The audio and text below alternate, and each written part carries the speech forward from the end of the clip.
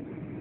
భోజనానంతరం 100 అడుగుల నుంచి తాంబూల సేవనం చేసి ఎడం వైపున పడుకుంటే మందులతో పనే ఉండదు. ఆకాశవాణి జీవన ప్రబంధం ప్రత్యేక వార్తలు ఇంతటితో సమాప్తం.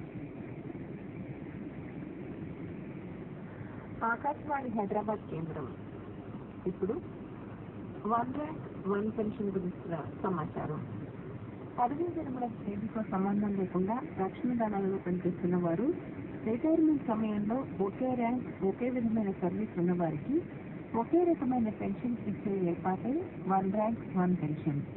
మాజీ సైనికులు ప్రస్తుతం తాము పదవీ విరమణ పొందినప్పుడు ఉన్న జీతం ఆధారంగా పెన్షన్ పొందుతున్నారు.